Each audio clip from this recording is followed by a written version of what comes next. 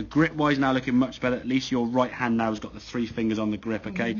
Much better. Your left hand could come a little bit over, but we're getting a little bit, a little bit more with that watch on the back end of the grip there, okay? Yes, but that's fine. Thing is now, so there was a cone, you can't see in the camera there, the cone to the side there, you're going to try and swing back and hit that cone. You see the width there in that swing now, much wider as that club's going back, pushing the arms away, keeping the width in the golf swing, okay? What we've got that red line across here for is as you swing back down now, you're trying to get a lot much further swing. That club's got a lot further than you've ever before.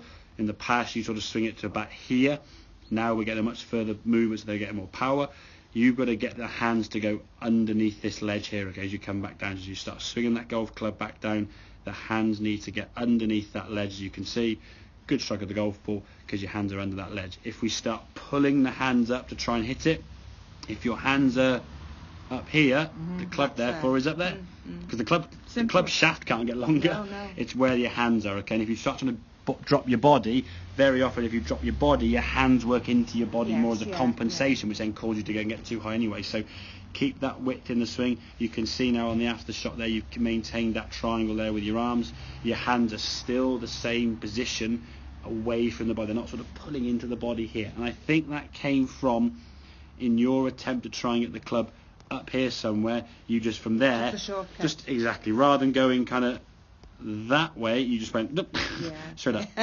So the clubs went straight up in the air. Now you're all tucked up and close. It's like, oh, hang on a second, the club's got to come down to the ball, and then it's also the hands went up there and then sort of shoved in this way rather than up there and wide. Just keeping that width in this way, get a nice big circle around the body, as we said, rather than just sort of hit the ceiling and get up in the air. Okay, I think with the driver, it's a longer club. You want to get more width. That's not a problem. You're able to do that as you go back there. Now you're certainly getting the hands in the club a lot higher here now.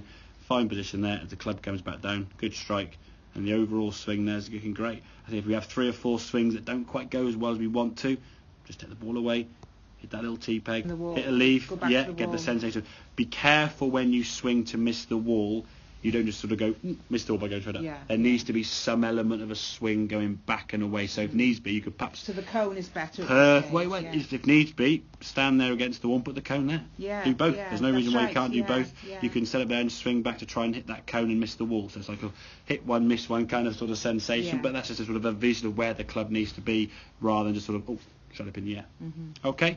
Lovely. Don't feel as though you've gone backwards. You haven't. Your swing is, as I said, you start off there. You want to get there, and people kind of do that. There's no sort of straight, perfect line. What happened was you started off, as you said, down in this sort of area down here, getting to there, and you start off with your irons, and you've done this, and then we've got the drive and the drive, and then your irons, and then that way, and it's kind of doing that. So you're kind of better here now than you were there.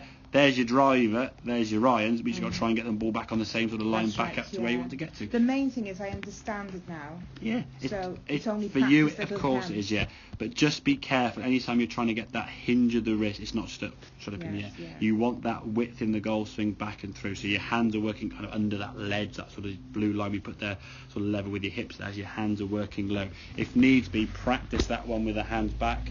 And through that we just get the sensation. I can do that in the house. That's brilliant. Simple little thing. And that's why I always try and give people sort of drills to go where they can actually do at home or in the comfort of their sort of living room somewhere where it's not as if they come to range at 50,000 balls. They can just get the feeling of where their hands and arms need to be. Okay. Okay. That's fabulous. Take a couple of drives.